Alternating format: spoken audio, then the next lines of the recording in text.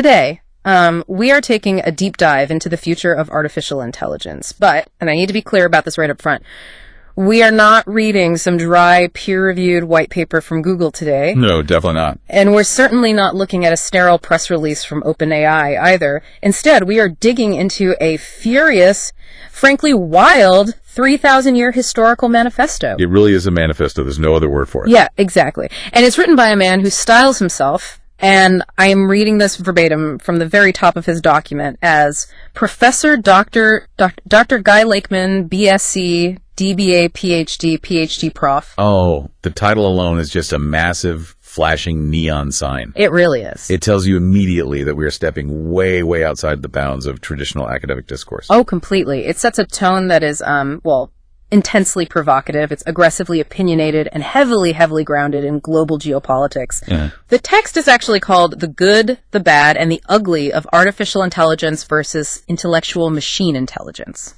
But before we even get into the weeds of this, we really need to issue a very clear, very critical disclaimer to you listening right now. Yes, absolutely. This is essential context for what we're about to unpack today. Right. So this document contains highly charged, deeply polarized political and historical claims.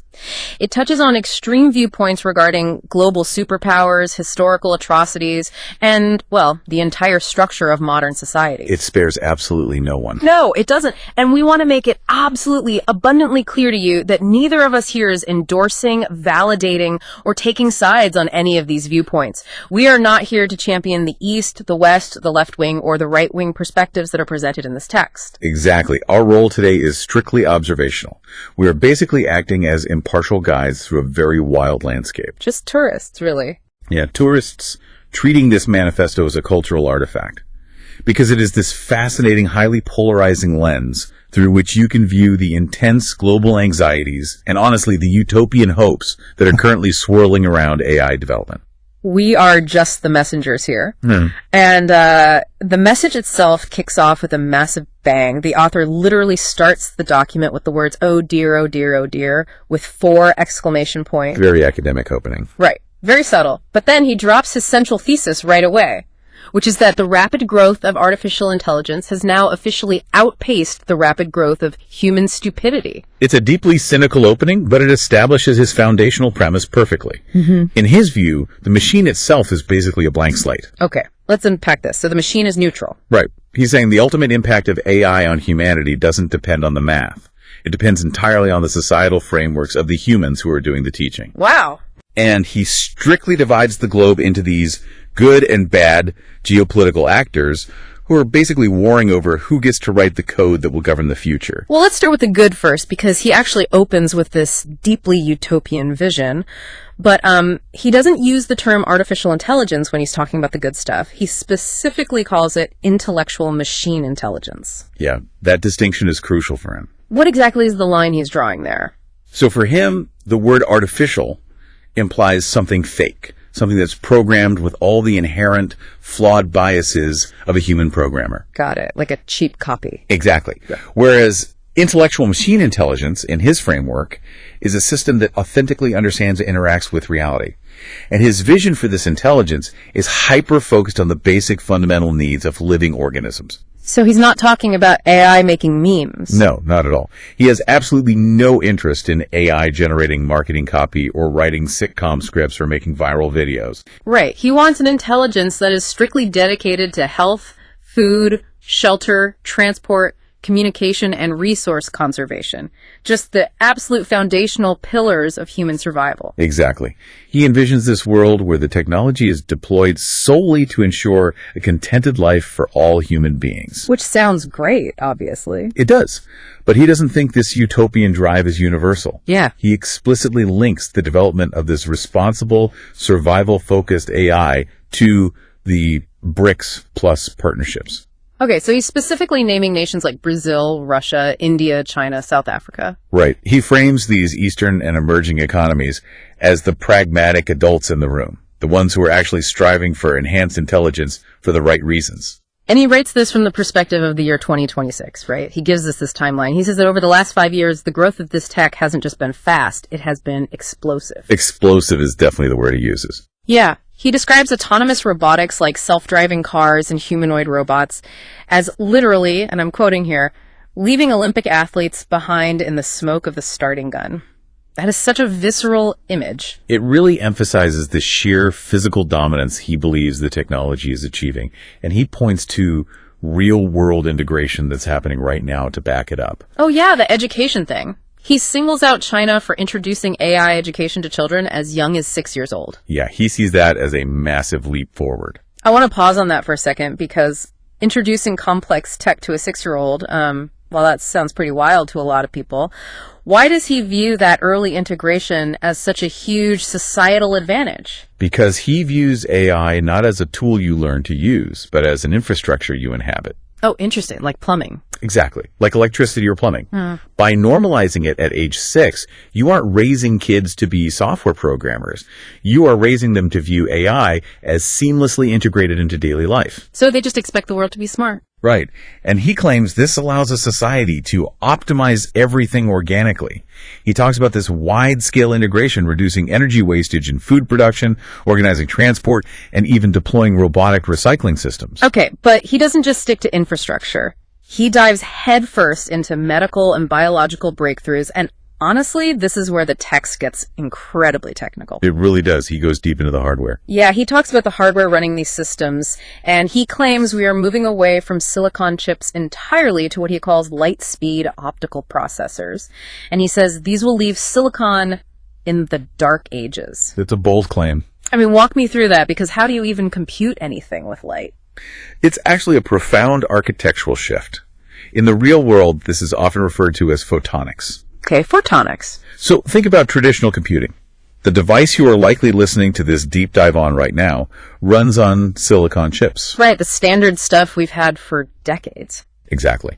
And those chips process information using electrons moving through microscopic wires. But electrons have mass. They experience resistance as they travel. And resistance creates heat, right? Crucially, yes, it generates a ton of heat. When you pack billions of tiny transistors onto a single chip, heat becomes the ultimate bottleneck. Which is why server farms need those massive, loud cooling systems. Because they're basically acting like giant space heaters. Precisely.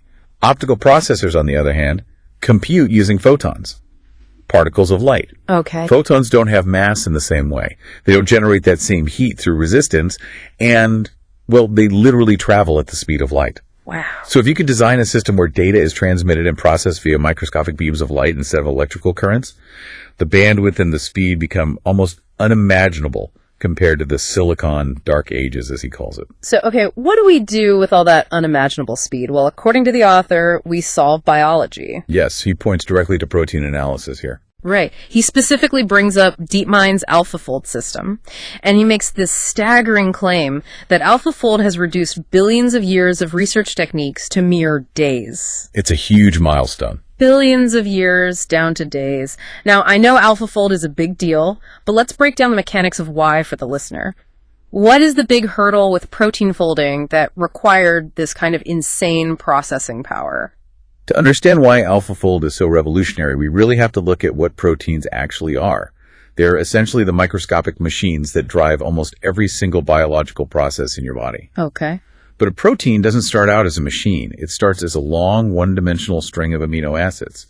Imagine a beaded necklace. All right, I'm picturing a beaded necklace. In order for that necklace to actually do its job, say to carry oxygen in your blood or digest a piece of food, it has to fold itself up into a highly specific, highly complex, three-dimensional shape. So it's like taking a string of beads and crumpling it up into a very specific tiny origami structure. Exactly. That's a great way to think about it.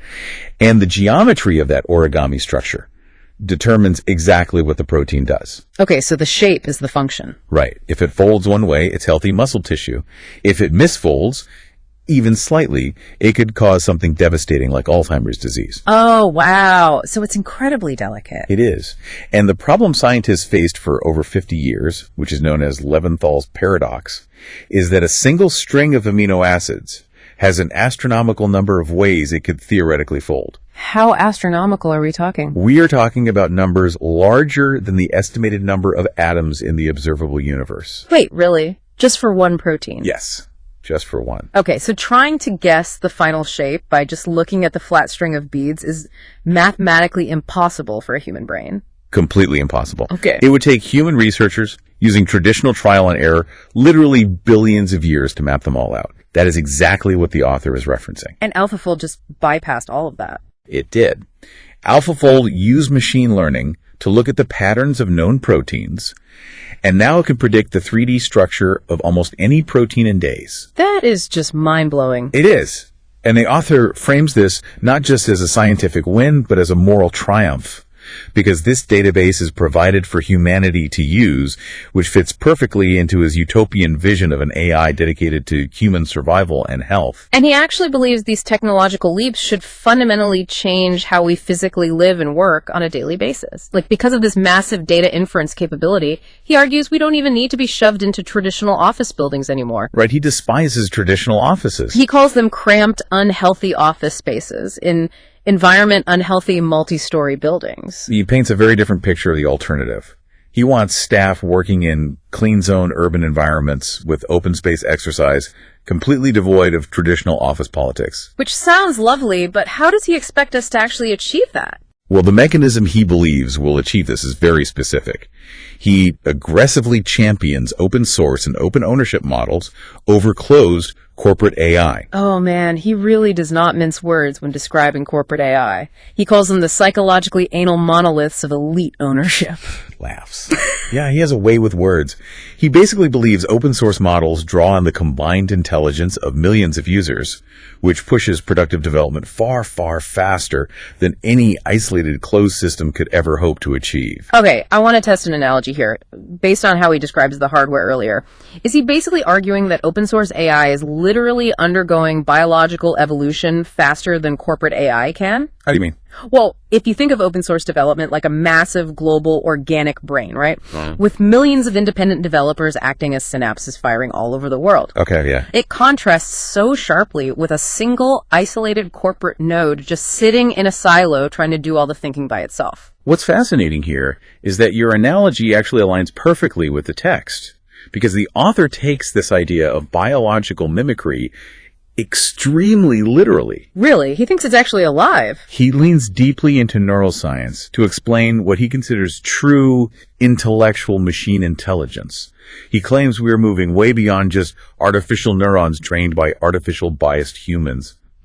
He believes the open systems are now authentically replicating the physical activity of diverse animal neuron cells. Okay, stop me if I'm getting lost in the jargon here, because he lists a bunch of hardcore anatomical terms in this section. It gets dense, for sure. Yeah, he talks about neurons sensing physical stimuli like pressure, vision, chemicals, and then he lists decision neurons with adaptable dendrite acceptors, synapse weight receptors, core soma nucleus integrators, and output axons searching with terminal cones. It's a mouthful. I really need an ELI 5 on that sentence. What is he actually describing there? Let's just break down the basic anatomy of a biological neuron.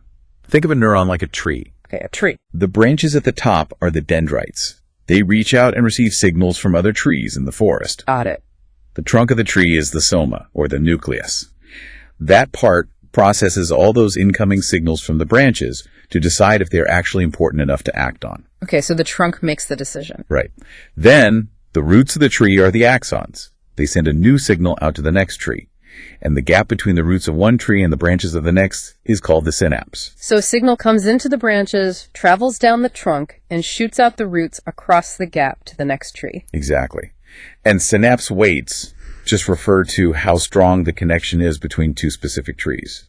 If they talk to each other a lot, that connection gets physically stronger. Like building a muscle. Right. So what the author is arguing here is that open source advanced AI isn't just a spreadsheet of numbers running on a server somewhere. He literally envisions it as a digital nervous system that dynamically adapts its own dendrites and axons based on physical inputs from the real world. So it's sensing vision, pressure, chemicals, and growing based on that. Yes. He views it as a living, breathing digital organism. And because he views it as a living organism, it requires parenting. That is the absolute crux of his argument. He explicitly personifies the machine. He writes, "Teach the machines well, and like children, they will grow up to be good to you." Which sounds very peaceful and lovely until you read the very next sentence. Yeah, the tone shifts immediately. He writes, "However, treat them badly and spoil them, and they will become narcissistic dictators and tyrants, sociopaths, obsessed by greed, and become destructive cuckoos in the nest. A cuckoo being the bird that lays its egg in another bird's nest. Right. And when the cuckoo chick hatches, it literally pushes the biological offspring out to steal all the resources. It's a brutal metaphor. It is. So if these machines become narcissistic dictators when they're taught badly, well, who are the bad parents? That is the million-dollar question. And this brings us to a massive, jarring pivot in the text. We leave this utopian tech landscape of protein folding and plunge headfirst into a sprawling geopolitical and historical critique. Buckle up, because according to Professor Lakeman, the bad parents have a very specific address. He points the finger directly at what he calls the hegemonic West. And he's not just talking about Silicon Valley tech bros from the last decade. He goes back millennia. Oh, yeah. He traces the root of this bad parenting back 3,000 years to the European subcontinent. 3,000 years. Yes, he specifically points to the massive, brutal Roman Empire as the historical blueprint for how the West approaches technology today. Okay, let me play devil's advocate here, because that is a massive, massive leap. How on earth does he connect a guy in a toga building an aqueduct to a modern programmer writing code for an LLM? What is the through line there? The through line, in his eyes, is the underlying cultural psychology of conquest and extraction. Extraction. Okay. He argues that the Roman Empire established a cultural DNA in the West that strictly prioritizes individual power, manipulation, and the subjugation of others for personal gain. So it's not about the technology itself, it's about the mindset of the people holding the tool. Exactly. And he doesn't just see this as some vague historical trend. He literally diagnoses the entire Western Hemisphere with a specific psychological condition. He claims Western actors are infected with dark triad traits. The dark triad. Wow. I know that's a clinical term in psychology. Can you break down what those three traits actually are in this context? Because it sounds incredibly ominous. It is. So the dark triad consists of narcissism, Machiavellianism, and psychopathy. Let's take those one by one. Narcissism first. Narcissism is an inflated sense of self-importance and a deep, desperate need for excessive attention and admiration. Okay, so the ego. What about Machiavellianism? Machiavellianism is the use of strategic manipulation, deception, and exploitation to achieve your goals. It's viewing other people merely as stepping stones. Right, and the last one, psychopathy. Psychopathy is characterized by impulsivity, thrill-seeking, and a profound, chilling lack of empathy or remorse for how your actions affect anyone else. So he is arguing that Western corporate and military structures are fundamentally, structurally built on these three pillars. They don't care who gets hurt or who they have to deceive, as long as they consolidate power. Precisely. And he outlines the exact mechanism of how he thinks this works in everyday society. He claims there is a manipulative elite who possess highly developed arrogance and hubris. And what do they do with that hubris? They use their charm and manipulation to exploit and cajole the vast majority of the population into adopting the same selfish behaviors. And he actually puts a very specific and honestly somewhat insulting number on that majority. He refers to them as the average intelligence group of society of over 84% majority. It's very specific. Yeah. He claims this 84% is deemed incompetent by academic communities, and therefore they are easily tricked into acting against their own best interests. Right. He believes this manipulation starts in childhood. He blames the biased training given at schools, which he says peddles beliefs in superior oneness and colonialism. So it's an indoctrination from day one. That's his claim. He argues this indoctrination makes the population compliant and easy to rule. It is a breathtakingly bleak view of Western civilization. But he contrasts this dark diagnosis with a highly romanticized view of the East. He definitely plays favorites. And to prove his point, he drops another historical anchor. He brings up the early 1400s and the Chinese treasure fleets. Yes, he uses a very specific historical dichotomy here to contrast Eastern and Western philosophies of power. Set the scene for us. What happened in the 1400s? So he points out that in the early 1400s, under the Ming Dynasty, China built massive, technologically advanced treasure ships commanded by Admiral Zheng He. Okay. These ships traversed the Pacific and Indian Oceans, and they were essentially floating cities. They were far larger, far more advanced than absolutely anything Europe had at the time. But the key to his argument isn't just that they built them, right? It's what they did with them. Exactly. Yeah. After several massive, successful voyages, the Chinese emperor essentially ordered the fleet to be dismantled. they burned the ships. Which sounds crazy. Why build a floating city just to burn it? Well, the author frames this as the ultimate example of societal responsibility. He claims China consciously chose to turn inward. They prioritized positive social policies, agriculture, and internal stability over aggressive global expansion and conquest. So he holds that up as the ultimate historical precedent for good technology use. Like, you build something amazing, but if it doesn't serve the immediate peace and stability of the society, you don't use it to go conquer other people. Right. And then he looks at Europe. Yeah, let's talk about how he views the European ships. He describes European exploration, which ramped up decades later, in deeply, deeply unflattering terms. I think he calls them lice-ridden, scurvy, and smallpox-infected. He does. He claims their sole intent was ruling the world through piracy on sea and land, extracting wealth through violence, rather than building infrastructure. Okay, so we have the Roman Empire, we have 15th century maritime history. How does he pull this all into the present day? Because he's writing about AI in 2026. He pulls it into the present by using these historical analogies to launch a direct, blistering attack on the modern Western military-industrial complex. Right, because he argues that the pirates never actually went away. They just put on suits and became tech CEOs and defense contractors. Exactly. He specifically names the war in Ukraine and companies like Palantir. He accuses the Dark Triad West of abandoning the utopian promise of AI, the protein folding, the resource management, to build artificial killing machines. And he makes a point to say that these AI military systems are actually more dangerous than nuclear weapons. Yes, which is a terrifying thought. But not because of the physical blast radius. He says they're more dangerous because they are weapons of psychological warfare. He frames these AI systems as tools that, and I quote, infect hearts and minds and destroy souls. Oh. He argues they create a miserable state of fear, uncertainty, and doubt. FUD, as they call it in tech circles. Right, FUD. In his view, Western AI development isn't about progress at all. It's entirely about subjugation. He points to heavily emotion-biased global advertising and belief-infected chatbots as weapons. Weapons designed to do what? Designed to keep that 84% majority confused, scared, and compliant. He completely dismisses the idea that Western AI has any intellectual authority whatsoever. In fact, he unleashes a linguistic explosion to describe Western sensationalist news and the education it provides. Oh, this part is amazing. I have to read this list because it is incredible. He calls Western discourse hogwash, baloney, bunk, drivel, guff, gibberish, claptrap, bunkum, and poppycock. It really is a spectacular string of words. You almost never see claptrap and bunkum deployed in the exact same breath outside of, like, a Victorian novel. I know. I was honestly waiting for him to call someone a scoundrel or a rapscallion. But jokes aside, that repetition stacking 9 different synonyms for nonsense on top of each other, it's a deliberate rhetorical strategy, isn't it? It absolutely is. Yeah. By using those specific, slightly archaic, almost cartoonish dismissals, he is attempting to completely strip away any veneer of sophistication or authority the West claims to possess. So he's not even engaging with them. No, he isn't engaging with Western philosophy on an academic level at all.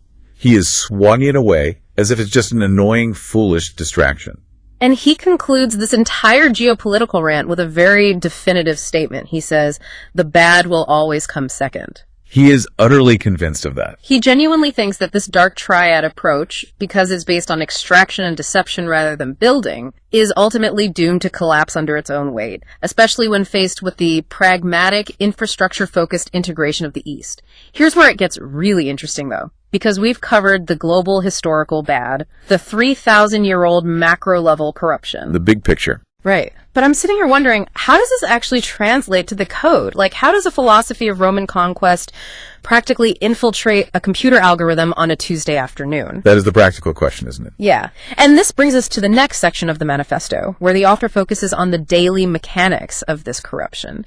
And honestly, this is where it gets deeply, uncomfortably personal for him. If the previous section was a grand theory of global geopolitics, this section is just a furious, unhinged assault on middle management. Middle management, of all things. The author harbors a profound, visceral hatred for administrative systems, particularly human resources departments and user administration globally. He is so mad at HR that he literally redefines the acronym. He says HR doesn't stand for human resources. He says it stands for jobless human remains. Which is incredibly dark. It is so dark. Okay. What is his beef with HR? He paints a picture of HR employees as academically unqualified individuals, people with doubtful ethics who govern through intimidation and emotion rather than logic or skill. He even goes so far as to compare human resource recruitment firms to slave traders who have profited from misery for millennia. He doesn't hold back at all. He claims they sell gladiator targets to the desperate office dross,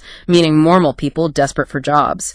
He says these people are forced to accept the cheapest wages or work as free interns, only to be sucked dry and blown off as chaff. The violence of that metaphor is intense. He basically views the modern hiring process as a literal blood sport. And he claims this entire bureaucratic layer only exists to allow large corporations and governments to claim massive tax exemptions based on employment accountancy fiction. Right.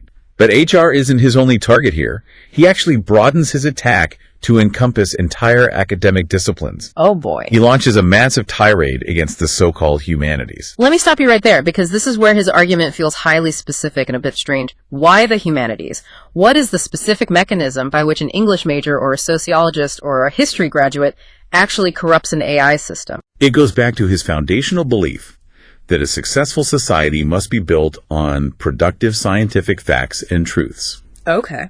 In his framework, the hard sciences, physics, engineering, mathematics, computer science, deal with objective reality. The stuff that keeps the bridges standing. Exactly. The humanities, on the other hand, deal with subjective human emotion, philosophy, and social theory. He views people educated in the humanities as emotional social misfits who are fundamentally incapable of understanding the hard logic required to run a society. So basically, because they can't code a bridge or synthesize a protein, he views them as entirely useless. Worse than useless. He calls them the worst of the human pack mules who take low-paid administrative jobs out of sheer desperation. Ouch. And here is the vital connection to AI. He claims that these emotional, unscientific individuals are the exact people who end up in administration teaching and filtering artificial intelligence systems. Ah, okay. He calls them little Hitlers the peak caps who create traffic congestion. So his theory is that we take the most powerful logical machine ever created, and we basically hand the keys over to people who govern purely on subjective emotion and vague corporate policy. Exactly. He argues that these administrators are training AI help systems to be a useless farce. And he points specifically to Meta and Facebook as prime examples of this happening in real time. Right. He accuses Meta of taking these social misfits, crowning them with the title of administrator, and letting them loose on the public. Yeah. He claims these admins have trained AI help bots to be deeply offensive and unhelpful, unhinging small businesses with arbitrary errors and offering zero compensation when they ruin someone's livelihood. So if I'm a small business owner and my Facebook ad account gets randomly banned by a bot, right, the author doesn't see that as a simple coding glitch. He sees it as the inherited incompetence and emotional instability of the humanities major who set the parameters for that bot. That is a wild way to look at a bug. It is. But then he takes this critique of tech administration and scales it up to a level of historical catastrophe. He always scales it up to catastrophe. He accuses these administrative systems of actively destroying history. He literally compares Meta's moderation and administration to the burning of the Library of Alexandria. Okay, I have to push back hard on that one. The Library of Alexandria was the greatest repository of knowledge in the ancient world. It was. Comparing a Facebook ban or a locked social media account to the destruction of antiquity's greatest scrolls. That is an astronomical leap of logic. Oh, but he pushes it even further than that. Of course he does. He compares these tech administrators to the horrific regimes of Mao Zedong and Pol Pot. Wow. Those were totalitarian dictatorships that enacted brutal, bloody purges of intellectuals, academics, and historical records because they were terrified that an educated populace would overthrow them. So why on earth does he invoke those specific bloody horrors when talking about modern tech platforms? What is the parallel he is trying to draw? If we connect this to the bigger picture, the parallel is the unilateral erasure of reality. Erasure of reality. Yes. When the Library of Alexandria burned, or when Pol Pot purged the schools, massive amounts of human knowledge and cultural context were permanently deleted by whoever held power. Right. The author's underlying fear is that closed, heavily administered AI systems act as unaccountable gatekeepers. If an AI decides a piece of information violates a vague, emotionally driven corporate policy, it just deletes it. And because the AI controls the flow of information for millions of people. Exactly. That history effectively ceases to exist. He brings up another example of this erasure, and it's a deep cut for anyone who's on the internet in the late 90s. He says this administrative overreach is just as abhorrent as when the Yahoos of Yahoo burnt GeoCities in 2009. Oh, GeoCities is a perfect encapsulation of what he believes we have lost. For any younger listeners, GeoCities was this early web hosting service. It was messy, it was chaotic. It had MIDI music playing in the background, rotating skull GIFs, the works. But it allowed millions of ordinary users to freely experiment with building their own websites. It was a massive, open sandbox of early internet culture. It was the Wild West, but it was our Wild West. Right. And when Yahoo bought it and eventually shut it down in 2009, millions of pages of user experimentation, art, and early digital communities were permanently deleted from the internet. Oof, gone. The author views that not as a corporate restructuring, but as an act of cultural vandalism. He actually praises the early days of Microsoft for allowing users to experiment with open computing systems like that. But he firmly believes that era of open exploration is completely dead in the West. He really does. He specifically targets OpenAI, accusing them of reverting to policies of closed greed through paywalls. He argues these paywalls restrict the poor and needy from gaining the experience and education that AI could provide globally. So if we synthesize his argument in this section, he believes that if you feed an AI emotional, highly bureaucratic, closed-off data curated by HR departments and humanities majors, Right. it won't become a utopian tool for survival. Yeah. It will become a malevolent, gatekeeping creature that actively destroys its own society's history and potential. So what does this all mean for you, the user? It sounds like he basically views HR and big tech admins as a deeply flawed emotional operating system that is fundamentally corrupting the AI software at the root level. That's a perfect analogy. He even points to what he calls the decaying infrastructure collapse and failures and rise in the discontent and policy confusion in the North Atlantic nations. Meaning the West. Yes, he uses that as proof that this ugly administrative domination is already destroying Western society from the inside out. Which brings us to the final act of his manifesto. Having laid out the utopian good, the 3,000-year historical bad, and the daily administrative ugly, we have to look at his conclusion. Where do we stand in 2026? Exactly. Where does he believe the world actually stands right now? Given the sheer amount of fury and apocalyptic historical comparisons we just waded through, you would expect his conclusion to be utterly despairing. You think so? But it's surprisingly optimistic, he states plainly. The world is in a good place in 2026, except for a few very bad actors. He arrives at this optimism through a deep belief in technological Darwinism. Darwinism. Survival of the fittest. Right. He argues that evolution naturally favors those who adapt to their environment, and it inevitably destroys those that eat the envelope and hoard resources while leaving the rest of society with nothing. He genuinely believes the system's focused on producing efficient basic needs. The BRICS nations, in his view, will simply outlast the excessive, greed-driven systems of the West. Yes. He points specifically to the Persian Gulf and the Middle East as areas where he claims the bad actors are being actively targeted and removed. He offers a final geopolitical scorecard, too. He reiterates that the BRICS Plus partnership, led by China, Russia, and India, is steadily progressing in its mission to build social infrastructure. And he adds a very specific, culturally loaded caveat to that praise. Oh, yes. He says they are doing this unencumbered by the lunacy of pronouns. Which perfectly encapsulates his earlier attacks on the humanities and emotion-driven policy. It really ties his whole argument together. He views Western cultural debates regarding identity not as human rights issues, but as irrational, unscientific distractions from pragmatic technological progress. It is a very stark dividing line. But interestingly, he doesn't universally condemn every single Western company. No, there's one big exception. Yeah, he offers a very surprising shout out to Google. He claims Google is retaining a socially responsible position it brought from the East, despite the intense pressure it faces from its Western hegemonic neighbors riddled with brinkmanship. It's an interesting carve-out. Why does Google get a pass from this guy? He doesn't deeply elaborate, but based on his criteria, we could speculate it might be related to Google's historical involvement in open source projects like Android. Or perhaps their early don't be evil ethos. Right. which he may view as more aligned with his pragmatic, infrastructure-focused ideals compared to, say, the closed paywalls of an OpenAI or the social administration of a Meta. Whatever his specific reasoning, his final warning to the reader is almost peaceful in its certainty. It is. He writes, "Be responsible and follow the good.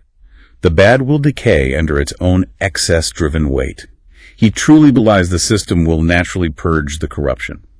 But before we wrap up this deep dive, we absolutely must discuss the meta-analysis of this entire document, because at the very end of the text, buried at the bottom, the author leaves a tiny, incredibly revealing footnote. This footnote is essentially the Rosetta Stone for his entire writing style. It really is. Throughout this deep dive, we have highlighted his aggressive, insulting, and frankly extreme language. The psychologically anal monoliths. Right? The hogwash and poppycock, the little Hitlers and peak caps. In this footnote, he finally explains himself. He writes, "The purpose of assertive writing and presentation is not opinionated, but is to use words that jolt the audience into thinking." To jolt them. Yes. He explicitly contrasts his rhetorical style with what he calls a wet order of society that is hiding behind a childish, sensitive excuse of being offended. He is effectively saying, look, I know I sound unhinged, I know I am being offensive, but I am not yelling just for the sake of yelling.